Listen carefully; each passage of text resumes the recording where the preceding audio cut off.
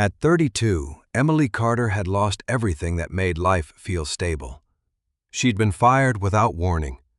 Her boyfriend walked away the same week, and by the end of the month, the landlord had changed the locks because she couldn't pay another month's rent.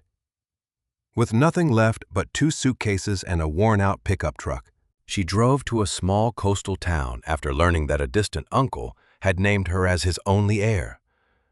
She secretly hoped there might be enough money to start over. Instead, the lawyer slid a single envelope across the desk containing exactly $100, and the deed to an old ferry dock everyone in town insisted was worthless. The dock was rotting, the office roof leaked, and even the pilings groaned with every tide. People laughed when they heard she planned to keep it. One fisherman shook his head and said, "Your uncle turned down fortunes for that place. He died protecting a pile of broken wood." Emily almost walked away until, while pulling apart a warped wall inside the abandoned office, she uncovered a weathered brass tube hidden for decades.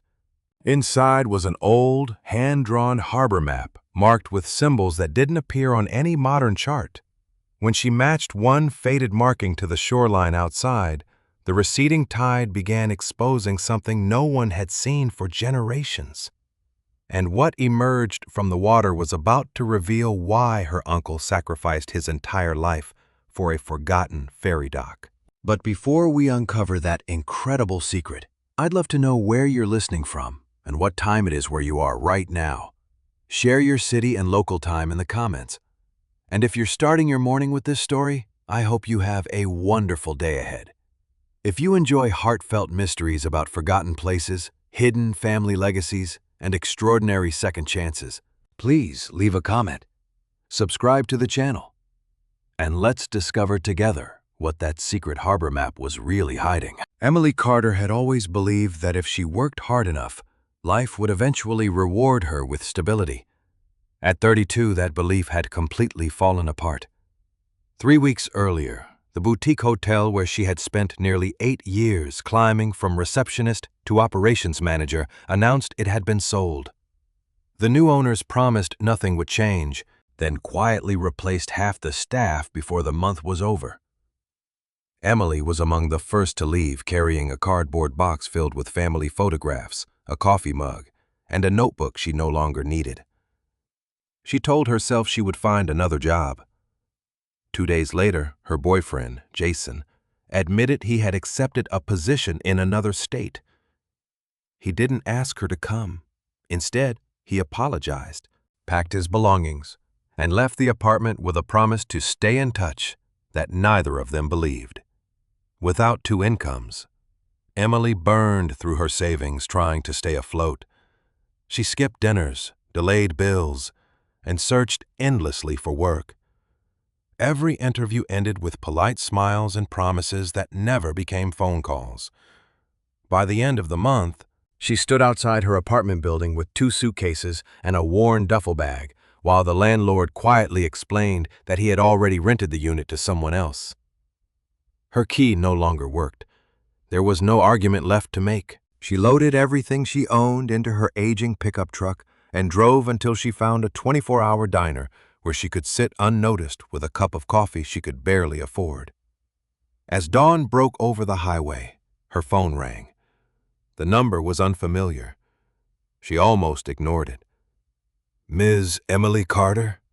an older voice asked. "This is Harold Benson. I'm the attorney handling your Uncle Thomas Carter's estate." Emily frowned. "I don't have an Uncle Thomas. He was your mother's older cousin. According to his will, you're his sole beneficiary." The words sounded unreal. She barely remembered hearing the name once during childhood.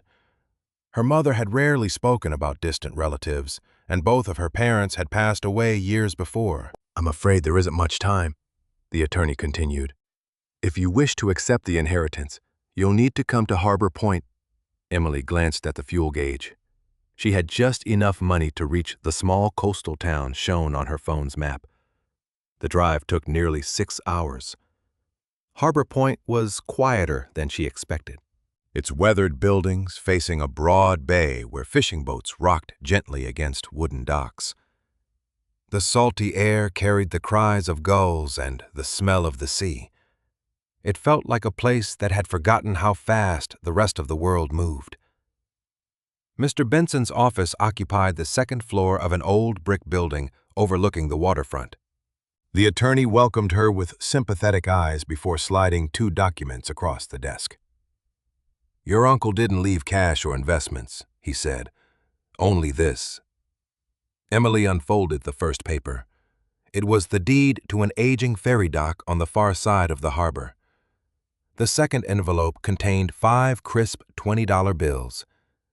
Exactly $100. She stared in silence. "That's everything?" she finally asked. "I'm afraid so." Mr. Benson nodded gently. "Your uncle insisted the money remain untouched. He believed whoever inherited the dock should begin with exactly $100. Emily couldn't decide whether to laugh or cry.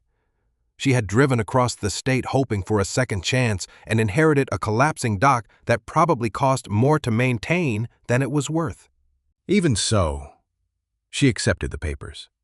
It wasn't as though she had anything else waiting for her. Later that afternoon, she followed a narrow road toward the property. The ferry dock stood alone at the edge of the bay. Weather-beaten pilings leaned with age, loose boards creaked beneath every step, and a faded office with peeling paint overlooked the water. A rusted ferry sign swung slowly in the breeze. The place had clearly been neglected for years. An older fisherman mending nets nearby watched her inspect the property. "You the new owner?" he asked. Emily managed a tired smile. "Looks like it." The man chuckled softly before calling to another fisherman farther down the pier. Within moments, both were shaking their heads. "Poor girl," one muttered. "She inherited the one thing nobody wanted." Another laughed. "Could have sold that land years ago if Thomas had any sense." Emily pretended not to hear, though every word settled heavily in her chest. She unlocked the office using the key the attorney had provided.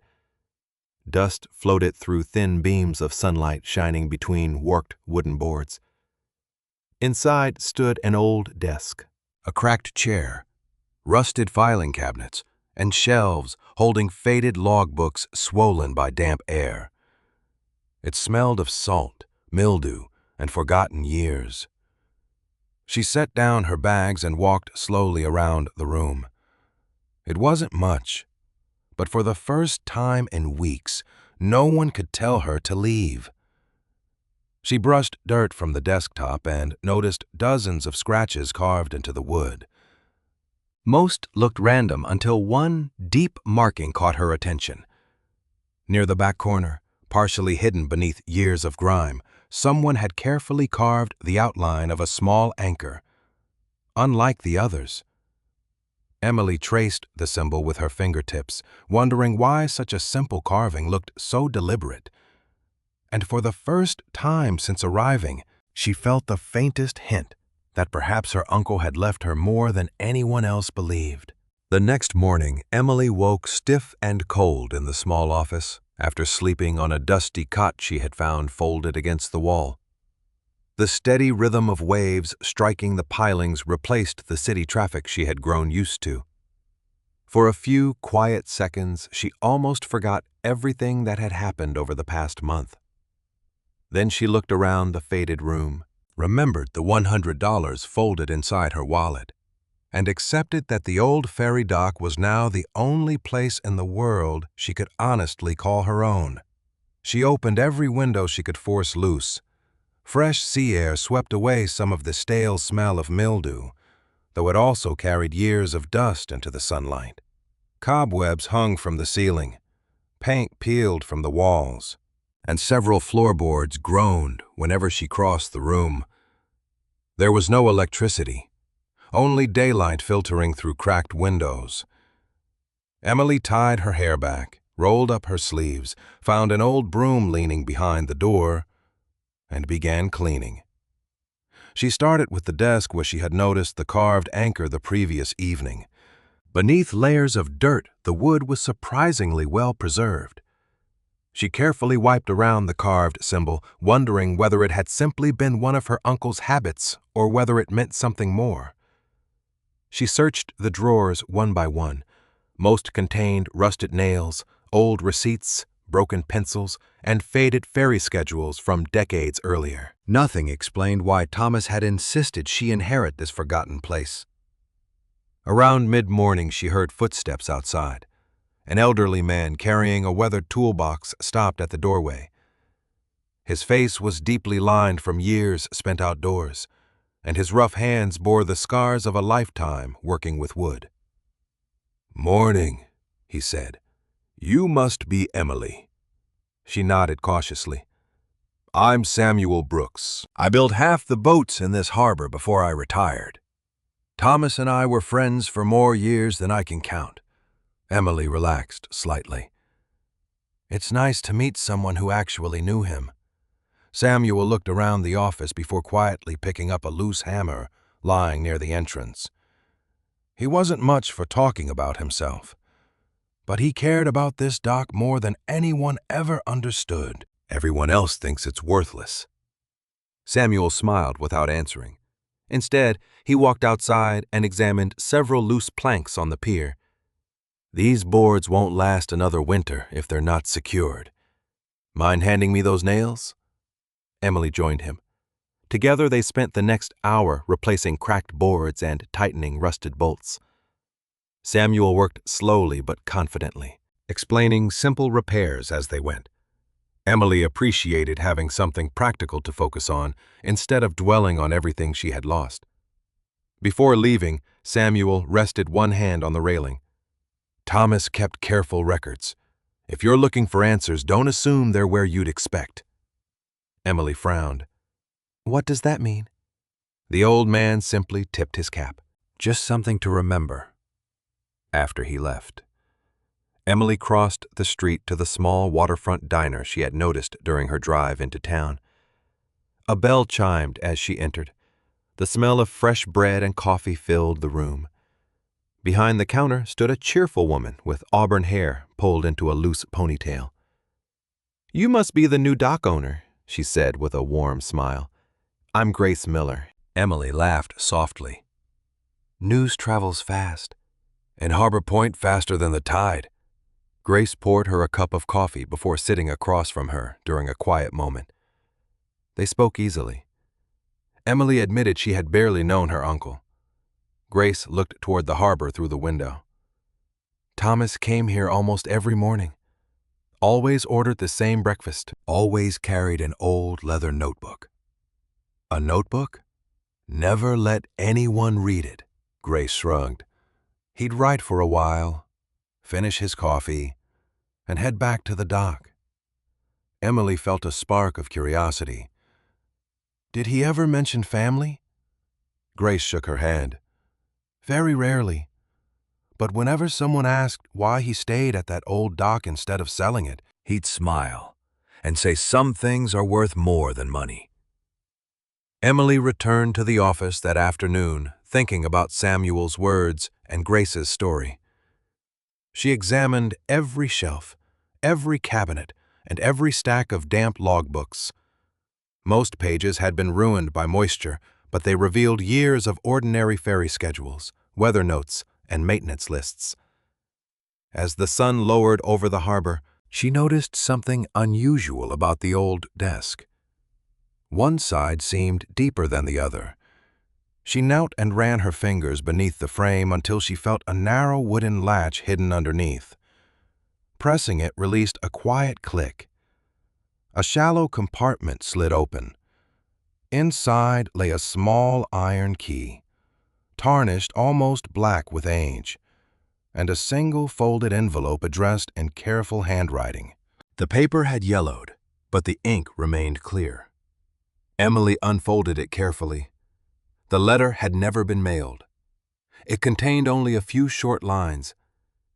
"If you're reading this, you've already found what most people never would. Don't waste time searching for riches. If you ever find the map, wait until the tide is at its lowest. Then look toward the bay. There was no signature, though she recognized the same steady handwriting from the deed she had received. Her pulse quickened. A map. The word echoed in her thoughts. She searched the hidden compartment again but found nothing else. The key fit none of the desk drawers or filing cabinets. Evening settled over Harbor Point, casting long shadows through the office. Emily examined the walls one final time before giving up for the day. As she moved an old storage shelf away from the back wall to sweep behind it, the shelf scraped across the floor and exposed several loose boards. One board shifted differently from the others. She crouched, pried it upward with the hammer Samuel had left behind, and uncovered the end of a narrow brass tube sealed with greened metal caps. Hidden beneath the floorboards of decades, Emily carried the brass tube to the desk and carefully brushed away decades of dust and corrosion with a soft cloth. The green stains around the caps suggested it had remained hidden for many years, protected from moisture beneath the floorboards. She turned one end slowly, afraid the metal might crumble in her hands, but after several careful twists, it finally loosened with a faint scrape. Rolling a tightly folded bundle onto the desk, she held her breath. It was not money or legal papers. It was an old, hand-drawn map on thick, yellowed parchment, its edges worn but remarkably well preserved. Delicate ink lines traced the shoreline around Harbor Point. Small handwritten notes filled the margins, while faded symbols marked channels, rocks, and docks that no longer appeared on modern navigation charts. Near the lower corner, she immediately recognized the same anchor symbol carved into her uncle's desk.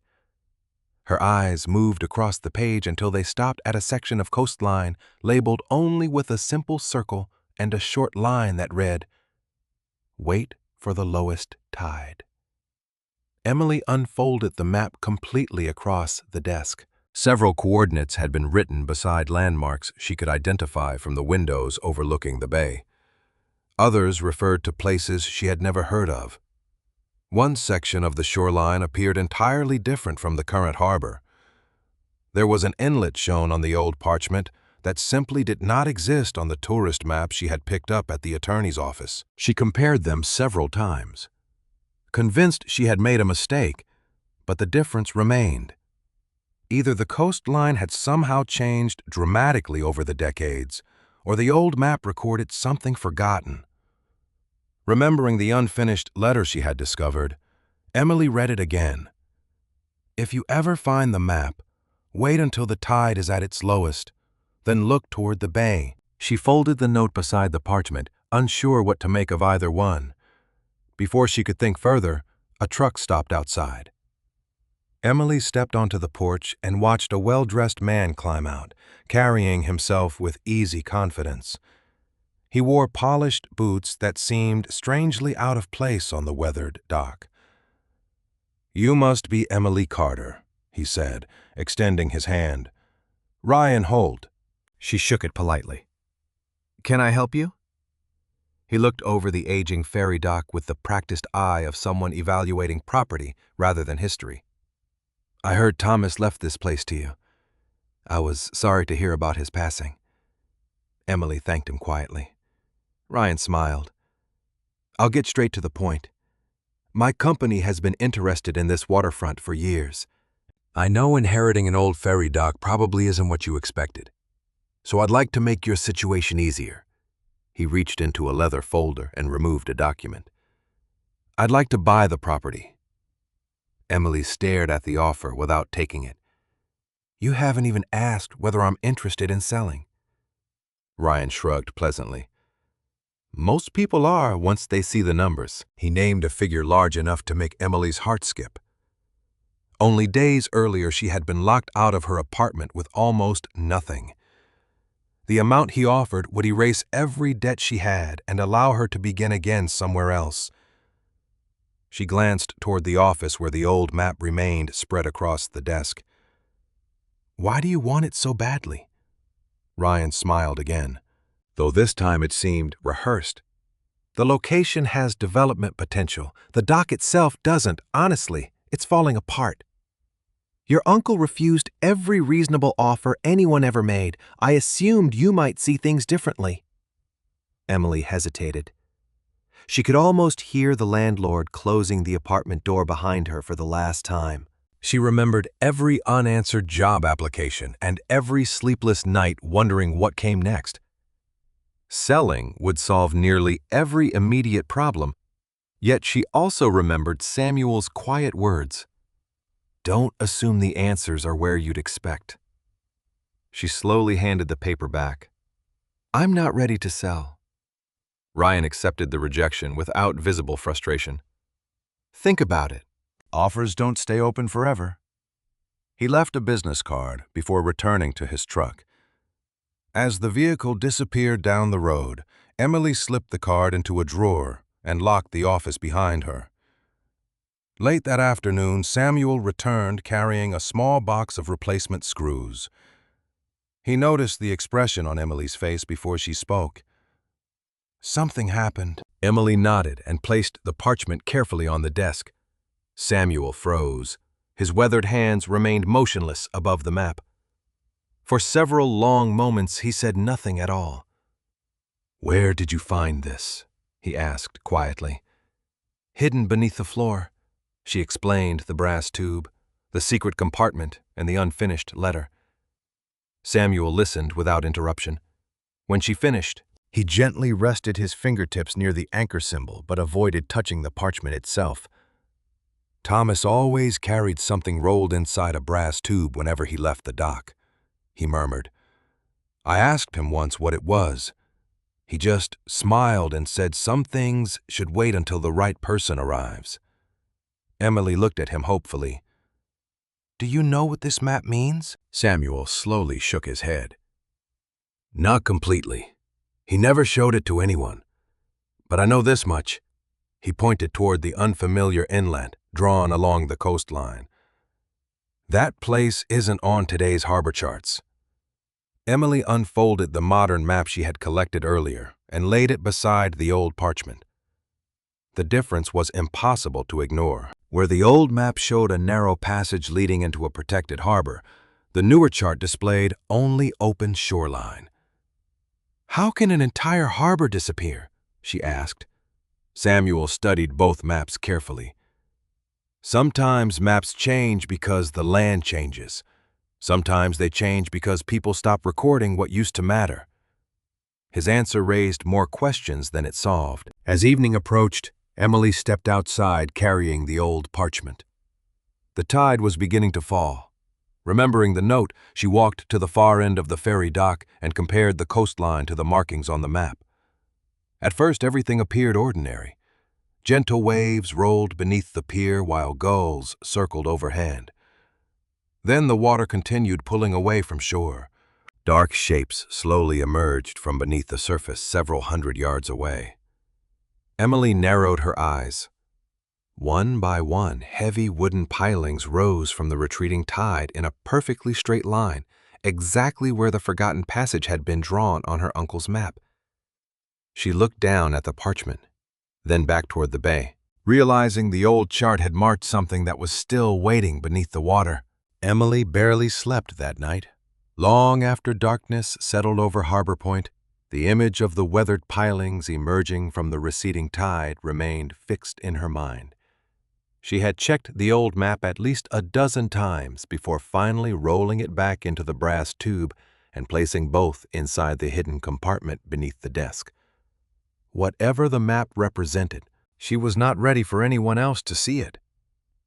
At first light, she walked to the end of the ferry dock again.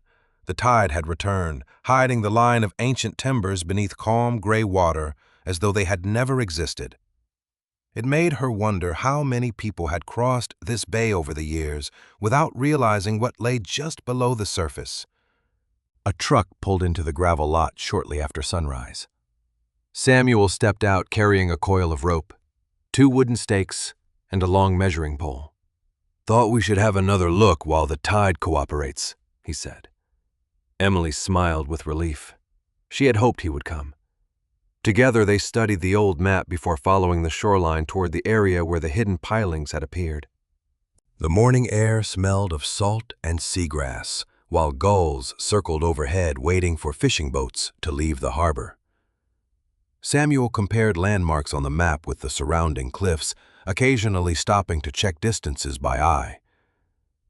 Thomas always trusted the coastline more than any compass, he said. Rock formations don't move very often. Emily pointed toward a weathered outcrop matching a sketch on the parchment. That's the same shape, Samuel nodded. Then we're standing close. They waited as the tide slowly retreated. Inch by inch, wet sand replaced shallow water. Before long, the first dark tops of the wooden pilings emerged again, stretching toward a section of shoreline that looked completely ordinary from a distance. Emily rolled up her jeans and stepped carefully into the cold water. The mud was firm beneath her feet. Samuel followed more cautiously, using the measuring pole to test each step. They reached the nearest piling and discovered it was far larger than either had expected. The timber had been driven deep into the seabed decades earlier. Although worn smooth by tides, it remained solid. Emily ran her hand across the surface. Someone built this to last. Samuel examined the spacing between each post. These weren't random markers. They formed the edge of something. They continued following the line until the pilings curved gently inward beneath several inches of water. Broad slabs of flat stone became visible. Emily knelt and brushed away layers of sand with both hands. The stones formed a surprisingly even surface. "This isn't natural, is it?" she asked. Samuel looked thoughtful before shaking his head. "The rock may be natural, but someone shaped it. Look how level it is." The formation extended farther beneath the water than they could safely explore, creating what looked like the remains of a protected landing area. Emily unfolded the old map again. The curved line drawn in faded ink matched almost perfectly with the stones now visible beneath the falling tide. Her uncle had recorded this place exactly as it had once existed. "A harbor," she whispered. Samuel did not answer immediately. He stood quietly studying the sheltered cove formed by the surrounding rocks. Even with the tide low, the water inside remained noticeably deeper than the surrounding bay. "I've fished these waters for 50 years, he finally said. "I never realized how deep this channel stayed." Emily looked toward the open sea. The natural rock walls created a calm pocket protected from the stronger currents outside. It was easy to imagine boats seeking shelter there during rough weather. They spent another hour measuring visible sections and comparing them with the map.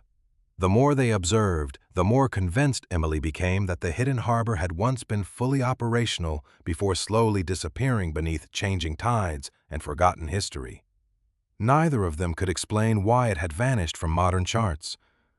By midday, the returning water forced them back onto dry land. They walked into town for lunch, boots covered in mud and salt. Grace welcomed them into the diner with amused laughter. "Looks like the harbor won today's argument." Emily smiled as she accepted a towel to clean her hands. Over sandwiches and coffee, she described the line of old pilings and the stone landing they had found.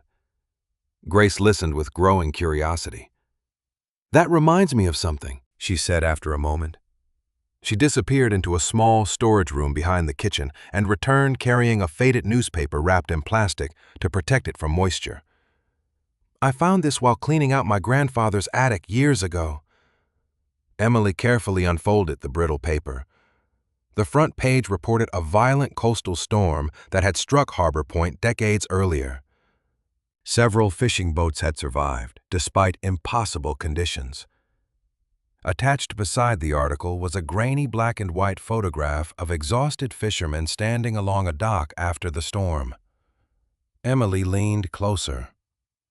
In the background, partly obscured by waves and mist, stood a row of heavy wooden pilings remarkably similar to the ones she and Samuel had just examined. More surprising still, Behind the pilings appeared the outline of a sheltered inlet that looked almost identical to the shape on the old map.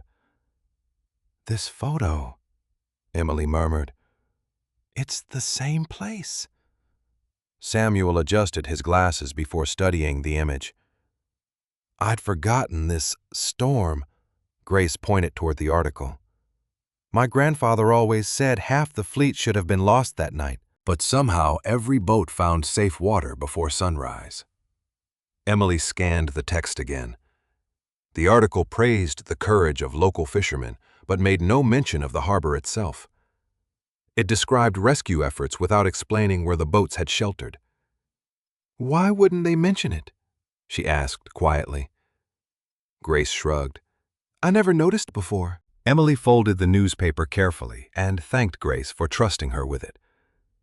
Returning to the ferry dock that afternoon, she compared the old photograph with the map.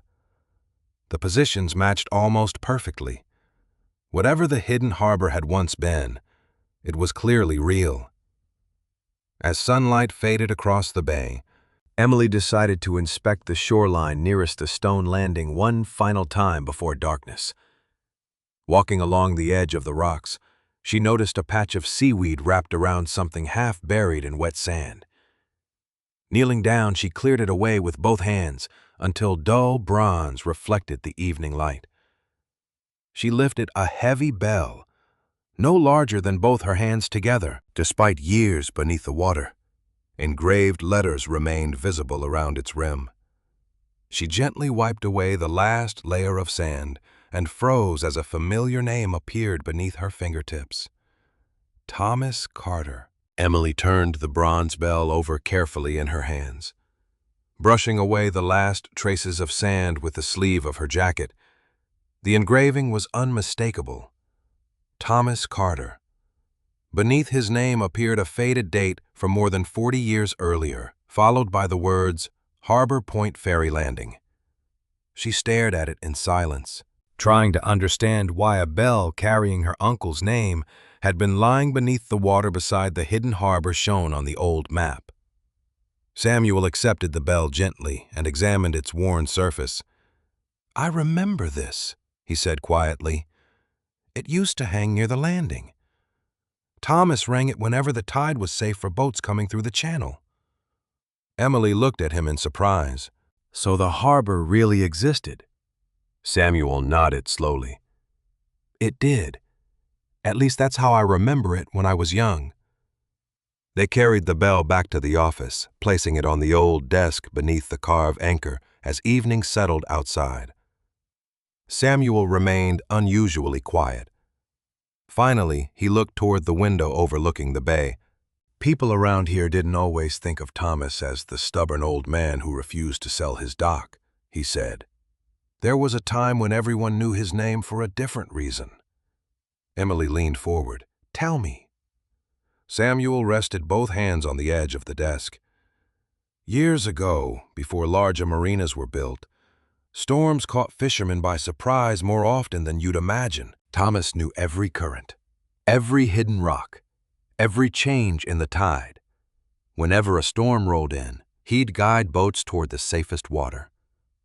Emily remembered the newspaper Grace had shown her. "The hidden harbor?" "Yes," Samuel nodded. "It offered protection when the open bay became too dangerous." He paused before continuing. "More than once, Thomas stayed out long after everyone else had returned, just to make sure another boat found its way home." Emily glanced at the bell again. "Why doesn't anyone talk about that anymore?" Samuel sighed. "Time has a way of forgetting people who never asked for attention." The next morning, Emily visited several older residents whose names Grace suggested might remember those years. Most welcomed her politely after hearing she had inherited Thomas's ferry dock. Mrs. Evelyn Harris, now well into her 80s, invited Emily onto her porch overlooking the harbor. "Thomas," the elderly woman smiled warmly, "my husband would have been lost without him." Emily listened as Evelyn described a winter storm decades earlier when her husband's fishing boat had nearly capsized. The fog was so thick nobody could see the shoreline. Thomas stood out there with that bell for hours, guiding every boat toward calm water. Her smile faded gently. He never talked about it afterward. At another house, retired fisherman Walter Briggs recalled the same quiet generosity. If someone's engine failed, Thomas fixed it. If a family couldn't afford repairs, he'd work for nothing. Folks offered him money plenty of times. He usually refused. By afternoon, Emily had heard variations of the same story from half a dozen longtime residents. None spoke of hidden treasure or mysterious fortunes.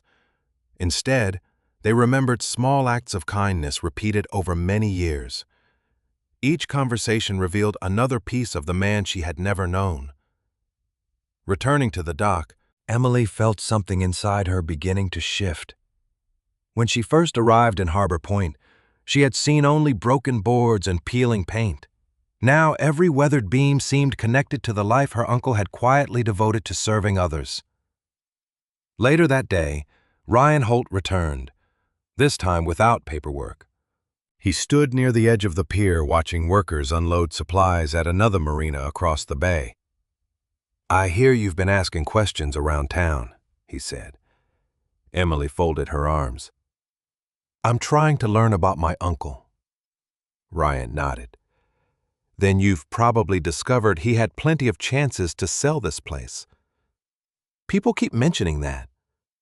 Ryan looked toward the old dock. "They aren't exaggerating. Investors approached him more than once. One offer alone would have made him wealthier than anyone else in Harbor Point." Emily studied his expression. "And he still refused." "Every time." Ryan shook his head, sounding genuinely puzzled rather than frustrated. "I never understood it.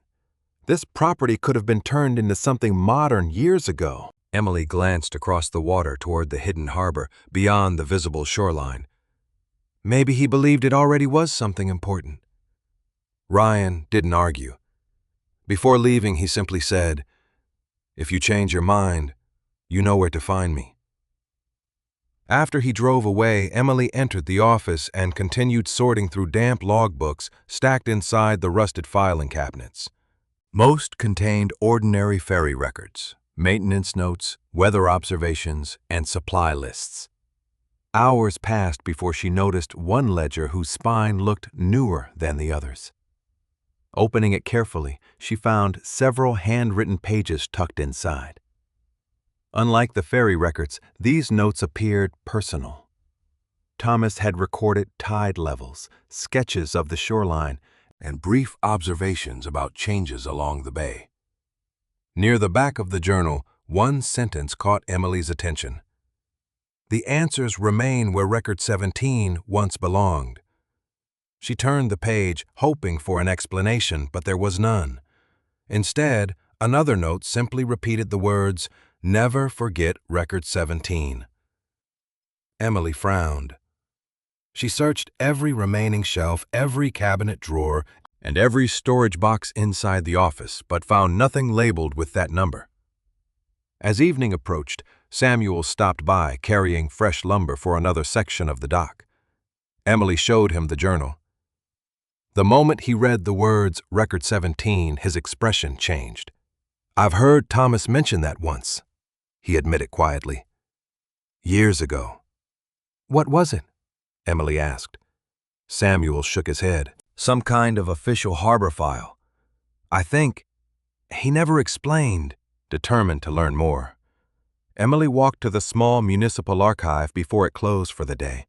The aging clerk kindly pointed her toward shelves containing old harbor records.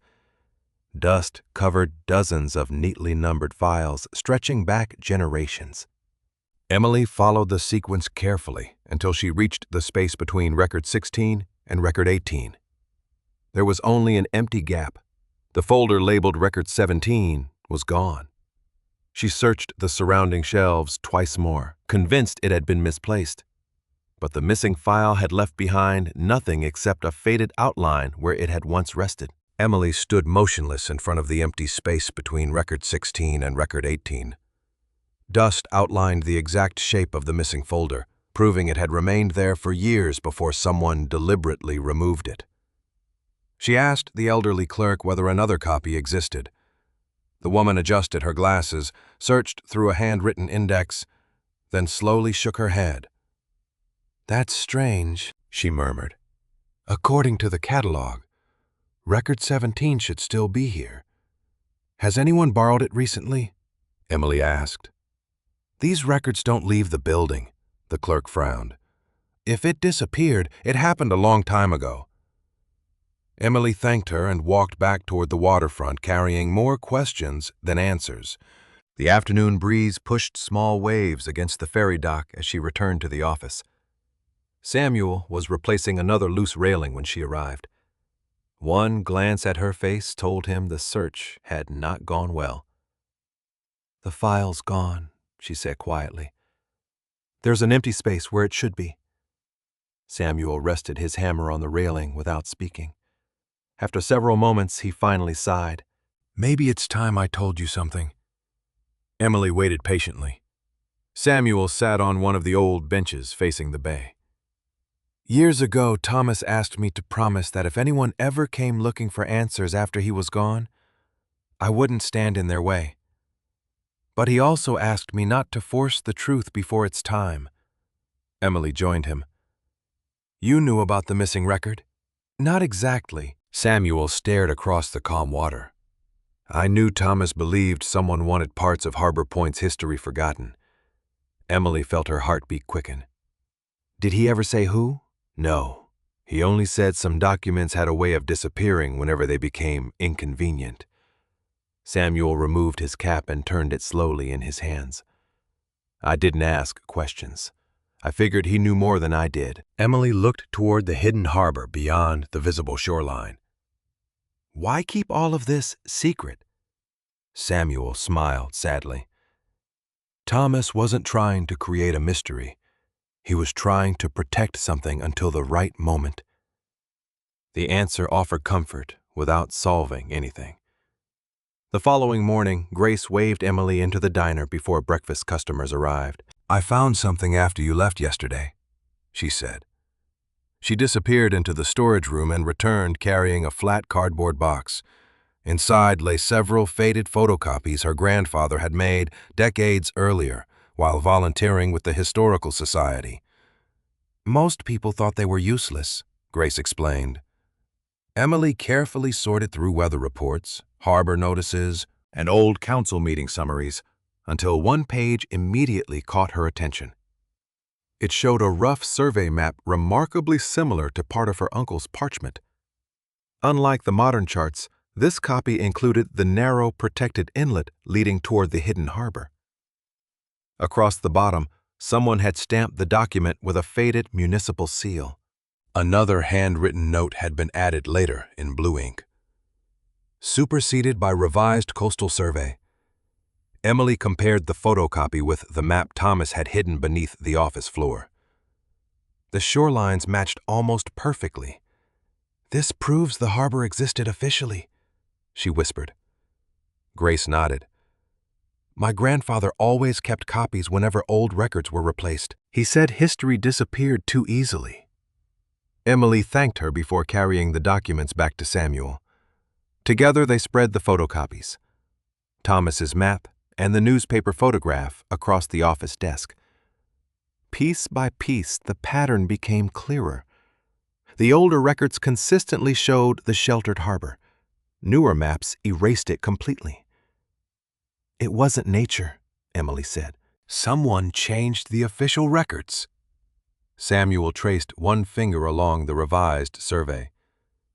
"Looks that way." Emily frowned. "But why remove an entire harbor?" Neither of them had an answer. Over the next several days, Emily continued cleaning the office while studying every remaining logbook. She noticed that Thomas had carefully recorded tides leading toward the hidden inlet long after official charts stopped acknowledging it. He never complained or accused anyone directly. He simply continued writing as though he refused to let the place be forgotten. One afternoon, Ryan Holt arrived again, this time without mentioning an offer. He stood quietly beside the old bell resting on the desk. "You've been busy," he observed after noticing the maps spread across the room. Emily folded the papers before answering. "I'm learning about my uncle." Ryan nodded thoughtfully. "He was a difficult man to negotiate with."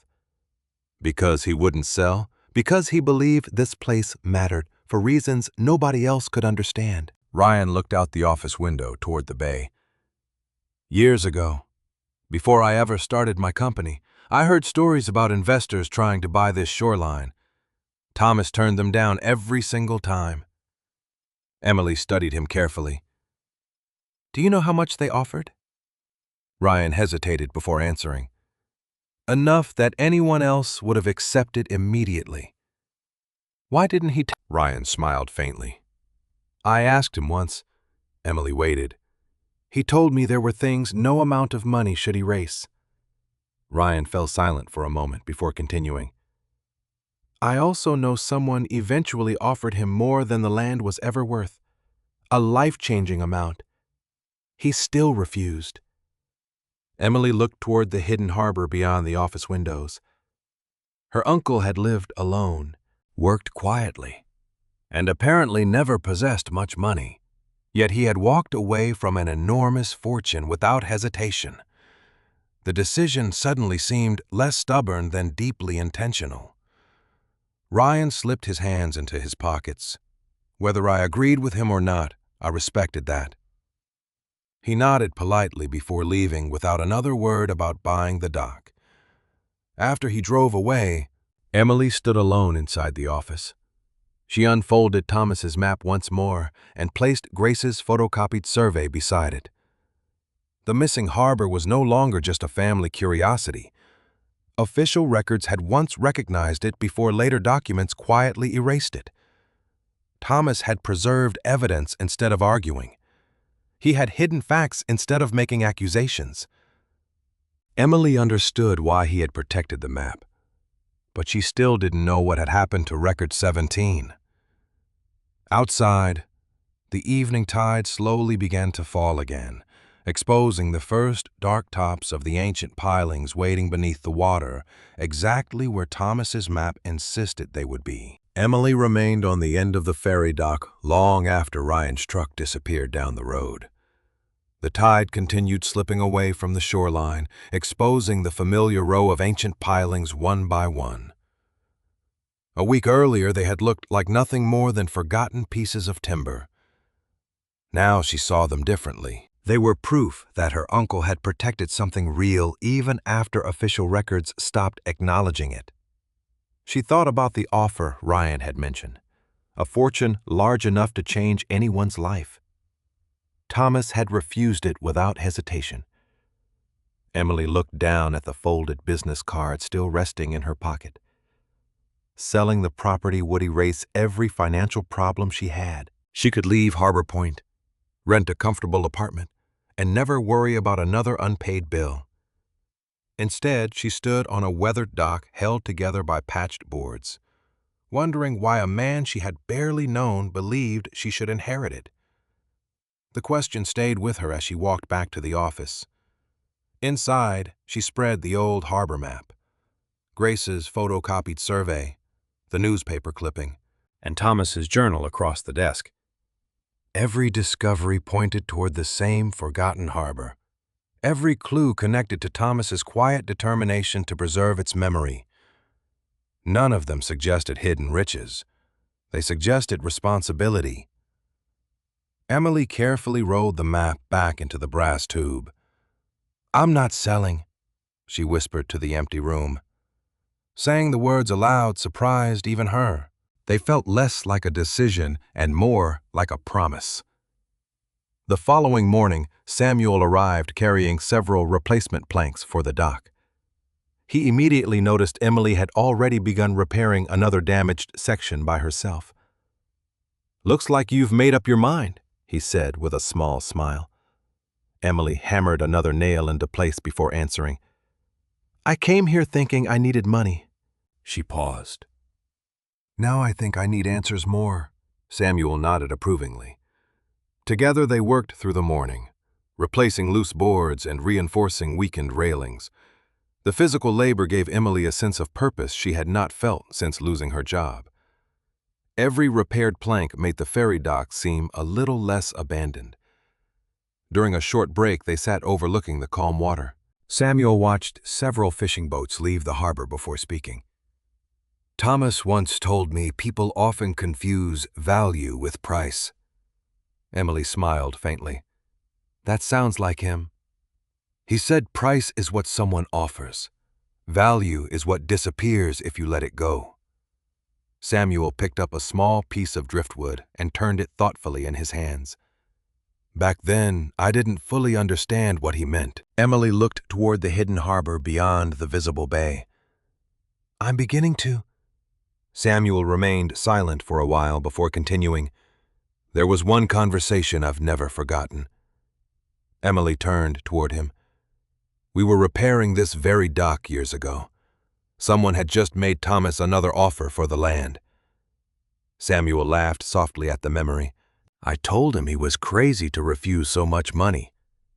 What did he say? Samuel looked across the water exactly as Thomas once had. He smiled and told me, some things become priceless only after they're gone. Emily let the words settle quietly between them. That afternoon, she continued organizing the office, placing old journals into neat stacks and cleaning shelves that had not been touched in years. Behind a loose panel inside one of the filing cabinets, she noticed another folded envelope wedged between the wood and the metal frame. Unlike the unfinished note she had found earlier, this envelope carried her name written in the same careful handwriting she now recognized immediately. For Emily. Her hands trembled slightly as she opened it. Inside rested a single handwritten letter. She unfolded it carefully. Emily, if this letter has reached you, then you chose to stay long enough to ask questions instead of accepting easy answers. That is the only reason I believed you could protect what matters here. People may tell you this dock is worthless. They told me the same thing for many years. Listen politely, but never mistake loud opinions for truth. One day someone will offer more money than seems possible. They will tell you they can build something better. Before you decide, stand at the water during the lowest tide and remember that places disappear only when people stop remembering why they mattered. I never expected you to understand immediately. I only hoped you would be patient enough to learn. Emily lowered the letter slowly. She realized her uncle had anticipated almost every choice she would face. He had known someone would try to buy the property. He had known the dock would appear worthless. Most surprising of all, he had trusted a niece he barely knew to make the right decision. Samuel quietly read the letter after Emily handed it to him. He smiled sadly. That sounds exactly like Thomas. Emily folded the pages with great care before placing them beside the brass tube. Why me? She asked softly. We barely knew each other.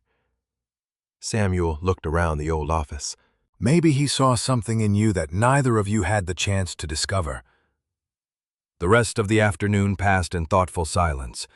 Emily walked the length of the repaired dock several times, stopping where the old bell now hung temporarily from a wooden post.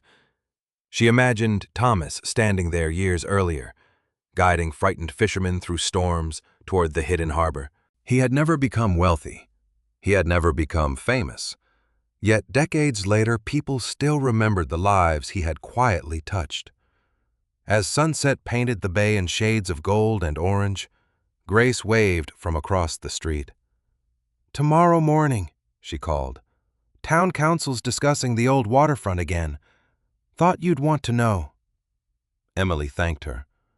After Grace returned to the diner, Emily unfolded Thomas's letter one final time before locking it safely inside the desk. Whatever happened next, she no longer felt like a woman who had arrived with nothing. She had inherited questions worth answering. She had inherited a place worth protecting, and for the first time since losing everything, Harbor Point no longer felt like somewhere she had ended up by accident. It felt like somewhere she had been meant to find. The following morning, Emily arrived at the Harbor Point Town Hall carrying a weathered leather folder containing everything she had gathered since inheriting the ferry dock. Inside were Thomas's hand-drawn harbor map, Grace's photocopied coastal survey, the newspaper article showing the old pilings after the storm, photographs she had taken during low tide, and the carefully folded letter her uncle had written to her. She paused outside the meeting room, taking one slow breath before stepping inside. The council chamber was modest, with rows of wooden chairs facing a long table where several council members quietly reviewed paperwork. Residents from around town had gathered as well, curious about another discussion involving the aging waterfront. Grace waved from the back of the room, while Samuel nodded encouragingly from beside her. Emily took a seat near the front, clutching the folder tightly. She had spoken in business meetings before, but this felt different. She was no longer defending hotel budgets or staffing schedules. She was defending the memory of a man she had only begun to understand. After routine business concluded, one council member looked toward Emily. "Ms. Carter, we understand you've requested time regarding the old ferry property." Emily stood, suddenly aware of every eye in the room. She placed the photographs and copies of the historic survey on the table before speaking calmly. "When I inherited the ferry dock, I believed I'd received a worthless piece of property. Since then, I've discovered evidence suggesting the shoreline once included a protected harbor that no longer appears on official charts." She carefully avoided mentioning the original map hidden inside the brass tube, choosing instead to present the supporting documents Thomas had clearly intended others to see when the time was right. She explained the submerged pilings, the stone landing exposed during the lowest tides, the old newspaper photograph, and the survey Grace's grandfather had preserved. Council members studied each page carefully. One of them compared the photocopied survey with a modern chart, immediately noticing the missing inlet. Another examined Emily's photographs of the ancient wooden pilings. The room grew quieter as people realized the evidence fit together. Questions followed. Had anyone confirmed the depth of the channel? Could the structures simply be remnants of an abandoned dock?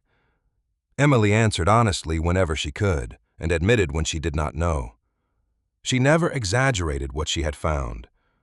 When she finished, Samuel quietly rose from his chair. "I've lived in Harbor Point my entire life," he said. "I knew Thomas Carter for more than 50 years. I remember boats sheltering near that shoreline when storms rolled through. I can't explain why later maps changed, but I can tell you the place she's describing is real." Grace spoke next, explaining where the copied survey and newspaper article had come from. Several older residents added their own memories.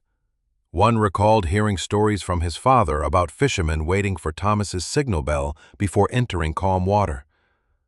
Another remembered elders referring to the area simply as the Old Harbor, though few younger residents recognized the name anymore.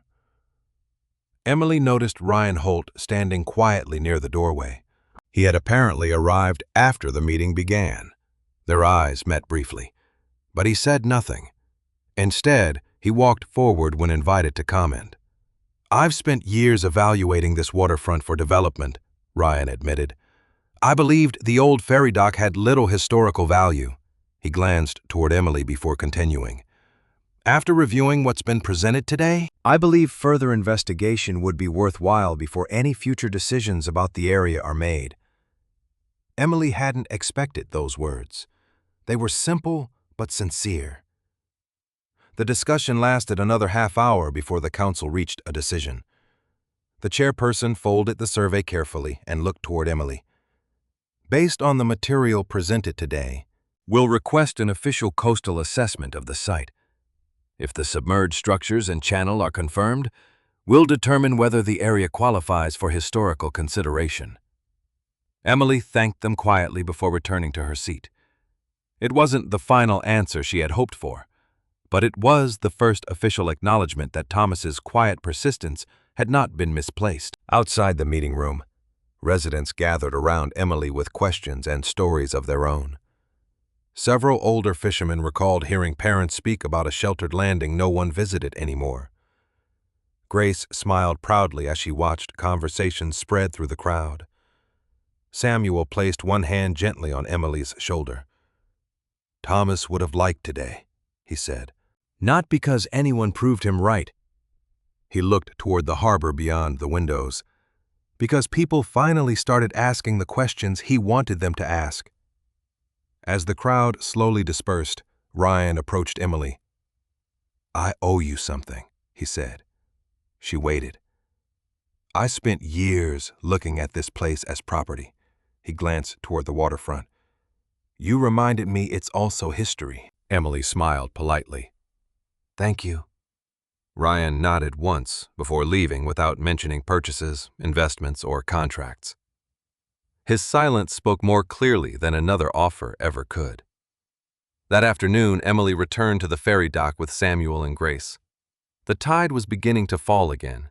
Together they stood at the end of the weathered pier, watching the familiar line of ancient pilings slowly emerge from beneath the water.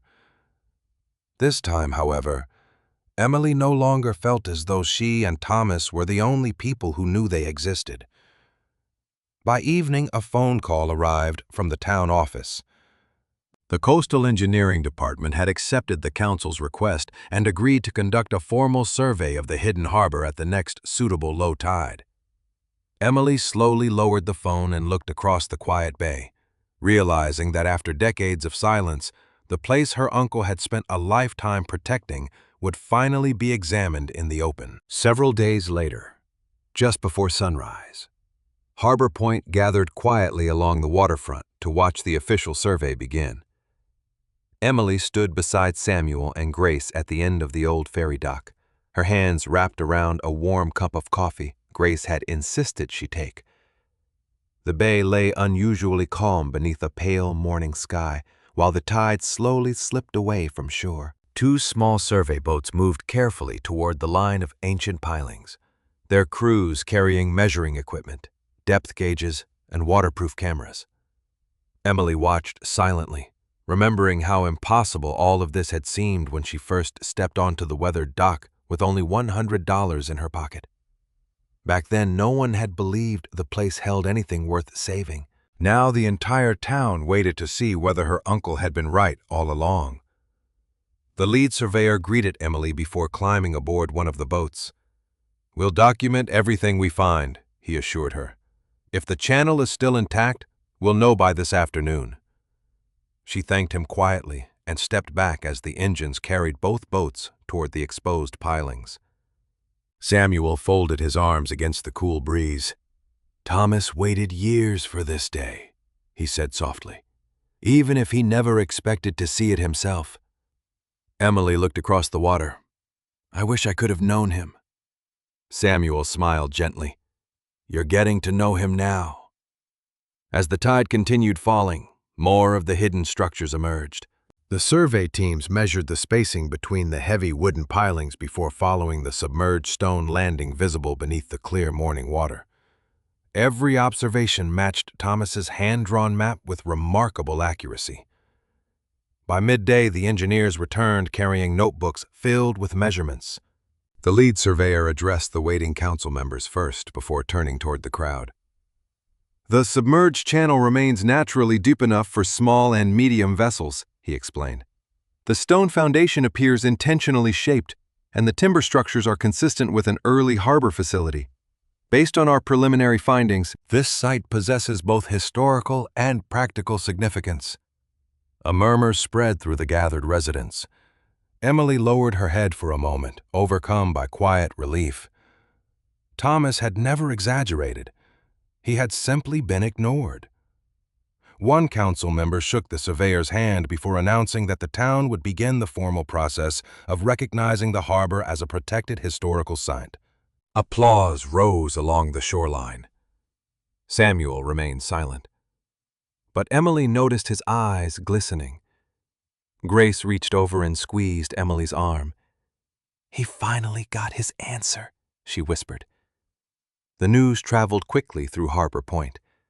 During the following weeks, volunteers appeared almost every morning at the ferry dock carrying tools, paint, lumber, and supplies. Retired fishermen repaired damaged railings, while younger residents cleared brush from the shoreline. Local students helped remove debris that had collected around the old office for years. No one received payment. They simply wanted to help restore a place many had never truly noticed before. Emily worked beside them every day. The physical exhaustion felt strangely satisfying. Each repaired board reminded her how different life had become. Only weeks earlier, she had been searching desperately for somewhere to belong. Now, people greeted her by name each morning and saved her a seat at Grace's Diner every afternoon. Harbor Point no longer felt like a town she had inherited. It felt like home. Ryan Holt visited several times during the restoration. Instead of discussing purchase offers, he arrived wearing work gloves and helped replace damaged sections of the dock. During one afternoon break, he stood beside Emily overlooking the harbor. "I spent years thinking development always meant replacing the old with something new," he admitted. "Sometimes the better investment is preserving what already matters." Emily smiled. "My uncle would probably appreciate hearing that." Ryan laughed quietly. "I think he would have argued with me first." Their conversation ended with mutual respect rather than negotiation.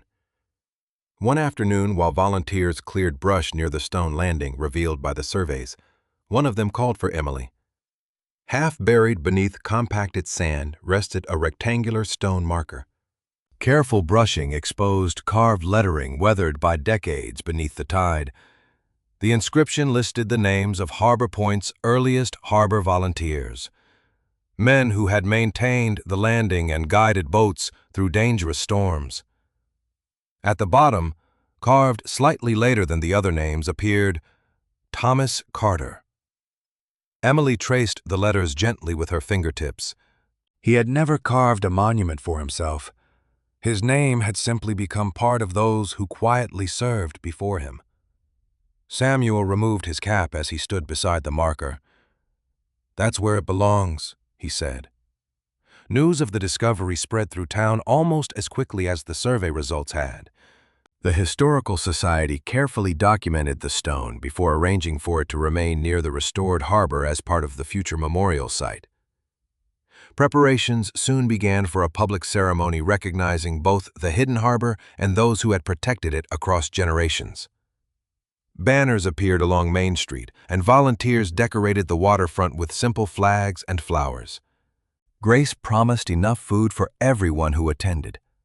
The restored ferry dock looked stronger than it had in decades. Fresh lumber blended with weathered beams that had been preserved whenever possible, honoring the past rather than replacing it. On the evening before the dedication ceremony, Emily locked the office after another long day of work. The room felt completely different now. Sunlight reached freshly cleaned windows. The old bell rested proudly near the entrance, and Thomas's journals occupied carefully organized shelves. Before leaving, Emily opened the desk one last time to return the brass tube and harbor map to their hidden compartment. As she slid the drawer closed, her hand brushed against something tucked beneath the back corner. She reached farther inside and slowly pulled out a sealed envelope she had never noticed before. Unlike Thomas's earlier letters, this one carried no writing except a single word on the front: "Last." Emily stared at the unopened envelope in silence as evening light faded across the harbor outside. Tomorrow the town would celebrate everything they had rediscovered, but her uncle had clearly intended her to read one final message first. Emily carried the sealed envelope back to the desk and sat quietly in the chair that had once belonged to Thomas Carter. Evening sunlight poured through the clean windows, casting long, golden reflections across the worn wood where the small anchor remained carved into the corner. The office no longer felt abandoned. The damp smell had disappeared, the shelves stood neatly organized, and the old bronze bell rested proudly near the entrance. Yet in that moment, everything else faded behind the single word written across the envelope. Last. She carefully broke the brittle seal and unfolded the letter inside. Thomas's familiar handwriting filled both sides of the page. Emily, if you are reading this, then you stayed. That tells me more than any letter ever could. I knew I could not leave you wealth. I also knew that wealth earned too easily rarely teaches us who we truly are. That is why I left you exactly $100. It was never meant to change your life. It was only meant to remind you that every meaningful beginning starts small. If the dock becomes your home, it will not be because of money. It will be because you chose to remain when leaving would have been easier. Emily paused, blinking away tears before continuing. People often asked why I refused every offer. They believed I was protecting land. I was not. I was protecting memory. Harbors are more than wood and stone. They are promises that someone will help strangers reach safety. Once that promise disappears, rebuilding it becomes harder than rebuilding any dock. She read the final lines slowly. If Harbor Point remembers this place again, then everything was worth it. Whatever happens next, do not thank me. Simply leave the harbor better than you found it. Emily lowered the letter into her lap. She finally understood why Thomas had left only $100 instead of enough to solve every problem she faced. If she had inherited a fortune, she would have sold the dock without ever learning why it mattered. The small inheritance had forced her to stay long enough to discover the true one.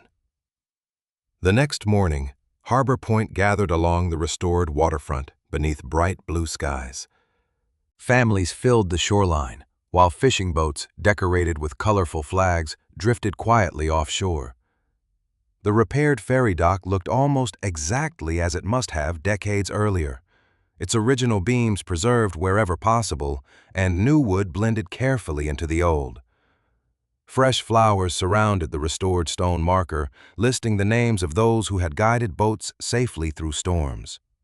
Thomas Carter's name rested among them, no larger than anyone else's. Grace moved through the crowd, carrying trays of homemade pastries while laughing with neighbors she had known her entire life. Her diner had become the unofficial gathering place for volunteers throughout the restoration, and now everyone insisted the celebration begin with her cooking. Samuel stood near the bronze bell, dressed more formally than Emily had ever seen him, though age had slowed his hands. There was unmistakable pride in his face. Before the ceremony began, he quietly handed Emily a small wooden box. Inside rested the old iron key she had discovered in the hidden compartment weeks earlier. "Thomas would have wanted you to keep it," Samuel said. Emily smiled. "Even if I still don't know what it unlocks." Samuel chuckled softly. "Some keys remind us where we started." She slipped it carefully into her pocket beside Thomas's final letter. As the ceremony opened, the chair of the town council thanked the residents who had helped restore the forgotten harbor. The Coastal Survey had officially confirmed what Thomas's hidden map had quietly preserved for decades. The natural deep-water harbor remained intact beneath the changing tides and possessed both historical and practical importance. Harbor Point would permanently protect the site as a historical harbor and emergency shelter for small fishing vessels during severe weather. Applause spread through the crowd. Emily looked toward the calm inlet beyond the old pilings. The hidden harbor no longer belonged to silence. It belonged once again to the town. The council invited Emily to say a few words. She stepped onto the restored dock, looking out at faces that had become familiar in such a short time. Weeks earlier, she had arrived as a stranger carrying 2 suitcases and almost no hope. Now she recognized nearly everyone standing before her. "When I came here," she began quietly, "I believed I'd lost everything." The crowd listened in complete silence. I thought my uncle had left me $100 and a worthless ferry dock. She glanced toward the bronze bell hanging beside the entrance. Instead, he left me a lesson that took me weeks to understand. Some things become valuable only because someone cared enough not to abandon them. She looked toward Samuel. He taught me that history survives because ordinary people choose to remember. She smiled at Grace. She reminded me that communities preserve stories long after documents disappear. Finally, she turned toward the restored harbor, and Thomas showed me that true inheritance isn't measured by what we receive. It's measured by what we're willing to protect for those who come after us. The applause that followed felt warm rather than overwhelming. Emily stepped back as Samuel walked slowly toward the bronze bell. He wrapped one weathered hand around the rope and looked toward the open water. For a brief moment, the years seemed to disappear from his face. Then he rang the bell. Its clear tone echoed across the harbor exactly as it must have decades earlier, carrying over calm water toward the hidden inlet Thomas had guarded for so many years. Several older fishermen quietly removed their hats. A few wiped away tears without embarrassment. Even those too young to remember understood they were witnessing something important returning home. Over the following months, Harbor Point continued restoring the historic harbor. Informational signs explained its history. School children visited to learn about the generations of volunteers who had protected local fishermen during storms. Visitors from neighboring towns stopped to see the rediscovered landing and walked the repaired ferry dock that nearly disappeared forever. Grace expanded her diner with additional seating overlooking the water, welcoming travelers who now arrived specifically to visit the restored harbor. Samuel volunteered several mornings each week, sharing stories with curious visitors until those stories became part of the town's living memory rather than fading recollections. Ryan kept his promise as well. Instead of pursuing commercial development, his company helped fund preservation work and new safety improvements without altering the harbor's historic character. Some projects deserve patience instead of profit, he admitted one afternoon while helping install a new informational display. Emily eventually moved permanently into the small apartment above the restored ferry office. It was modest, but every morning she woke to the sound of waves beneath the dock and the sight of sunlight stretching across the bay. She managed daily operations, welcomed visitors, maintained Thomas's journals in a small historical exhibit, and ensured the harbor remained exactly what her uncle had hoped it would become. A place that served people, rather than forgetting them. On her first anniversary in Harbor Point, Emily unlocked the office before sunrise and stepped onto the quiet dock carrying only a cup of coffee. The tide was beginning to fall, revealing the familiar line of ancient pilings leading toward the hidden harbor. She smiled as she watched them emerge once again, no longer hidden from memory. Reaching into her wallet, she found the single remaining $20 bill she had never spent from the original $100 Thomas had left her. She had kept it folded there from the beginning as a reminder of where her second chance had started. Looking across the peaceful water, she realized that she had indeed arrived with only $100 and a forgotten ferry dock. She had believed she was inheriting the smallest future imaginable. Instead, she had inherited a family she never expected, a community that welcomed her without asking where she had come from, a home built on quiet acts of kindness, and a legacy worth protecting long after she was gone. The harbor had given countless strangers a safe place to return during storms. In its own quiet way, it had done exactly the same for her.